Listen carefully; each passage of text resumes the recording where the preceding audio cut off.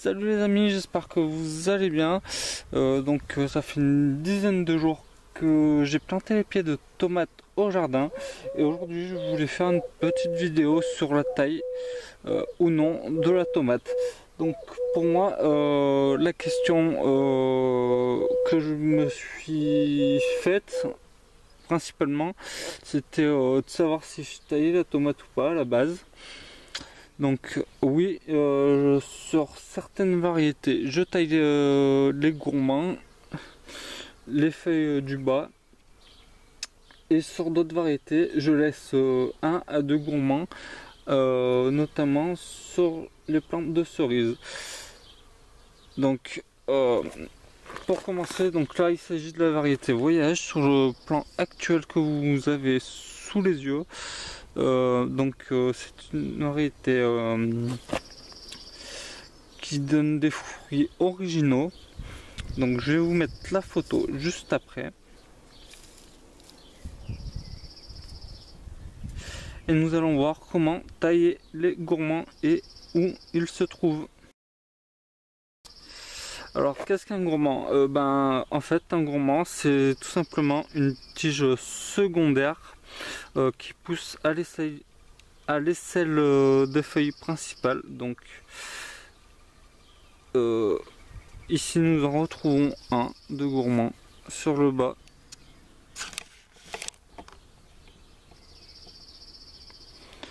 Donc ça c'est un gourmand.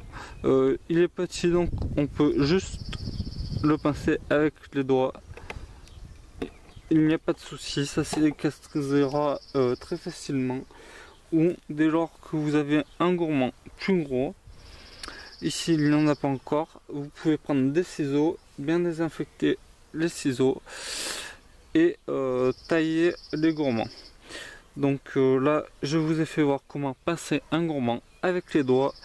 Maintenant je vais vous faire voir comment je taille le plan en début de saison.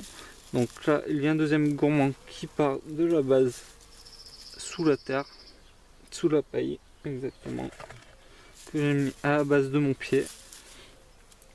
Donc là les feuilles basses, comme je vous ai dit tout à l'heure, je vais les enlever pour fortifier le pied. Donc là je vais en enlever une, la feuille du bas. Donc cette feuille là qui ne servira pas à grand chose et puisera de l'énergie pour rien dans le pied, et surtout en grandissant finira par toucher le sol, donc pourra apporter des maladies les jours de pluie en période pluvieuse et humide. Les maladies en général sur les pieds de tomates, c'est en période humide.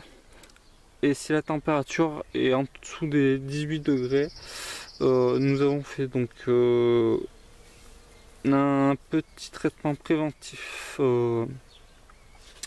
naturel à base de bicarbonate alimentaire et de savon noir, pour lutter contre tout ce qui est maladie cryptogamique, notamment grâce au bicarbonate alimentaire. Et le savon noir aide à fixer le bicarbonate pour éviter qu'il s'enlève avec la pluie, car le gras, comme vous le savez, ne se mélange pas avec l'eau. Donc il fixe le bicarbonate sur les feuilles et aussi évite la prolifération des pucerons. Donc nous allons passer à la taille avec nos ciseaux désinfectés de la feuille du bas. Et comme vous pouvez le constater, je ne coupe pas à ras. Je laisse environ 1 cm, 1 cm et demi afin que la cicatrisation se fasse le plus proprement possible. Nous allons maintenant passer sur un pied de tomate cerise et je vais vous faire voir la différence au niveau de la taille. A tout de suite. Voilà, donc nous sommes passés sur un pied de tomate cerise. Donc là il s'agit de la variété cerisette Lilia. Vous voyez que cette variété, donc aujourd'hui nous sommes donc 10 mai 2020, elle est déjà en fleurs, donc c'est une variété très précoce qui a déjà des beaux gourmands.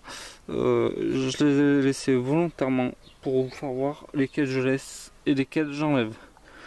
Donc pour commencer, on part du bas vers le haut et je laisse les deux gourmands qui partent du bas et j'enlève le gros qui se trouve juste en dessous du bouquet de fleurs à l'aisselle de la feuille. Je l'ai fait avec mes ciseaux, je ne laisse pas traîner mes feuilles que je coupe, je les mets dans une cuvette, ça ira donc au composteur. Et donc je laisse 3 tiges partir et après en fait je couperai tous les autres gourmands. Et là, il est même, c'est un pied qui est même bon à ce que je rattache avec du raffia. Et je vais vous faire voir comment attacher maintenant avec du raffia. Donc le raffia, qu'est-ce que c'est? C'est un lien naturel que l'on trouve en grande surface ou en jardinerie, en magasin de bricolage. On en trouve un peu partout, donc c'est ça qui est bien. En plus c'est pas extrêmement cher, donc c'est avantageux. Alors maintenant, comment j'attache mes pieds de tomates? Donc nous sommes restés sur le pied de cerisette Lilia. Donc tout simplement je passe derrière la tige principale, je croise et je fais un 8 sans serrer la tige.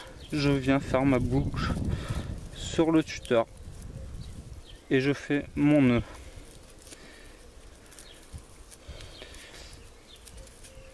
Hop, je vais y arriver. Et le nœud se serre quand ça va bien. Voilà. Donc voilà, j'ai pas serré volontairement parce que la tige va grossir et en grossissant, si je serre trop, en fait ça va tout simplement étrangler la plante. Et là, c'est libre au vent, ça retient pas trop. Et en grossissant, ça sera pas étranglé comme je viens de vous le dire. Donc voilà comment attacher un pied de tomate. Là, je ne l'ai pas trop serré non plus au niveau du tuteur. J'aurais pu, je serrais un tout petit peu plus de cette manière-là. Il est vrai. Donc voilà. J'espère que cette petite vidéo sur du coup la taille et bien entendu la tâche des tomates vous aura plu. Si vous avez des questions, n'hésitez pas. J'espère que vous avez compris mon principe de taille. Donc couper les feuilles du bas sur les grosses tomates comme sur les tomates cocktail, les cerises. Et donc laisser les gourmands, donc un voire deux gourmands sur les plants de tomates cerises, après couper les autres et couper tous les gourmands sur les tomates de gros format, donc de gros voire de moyen calibre, afin d'avoir de beaux fruits. Donc voilà, n'hésitez pas à liker, à commenter et si ça vous a plu aussi à vous abonner. Je vous dis à très vite. Ciao les amis.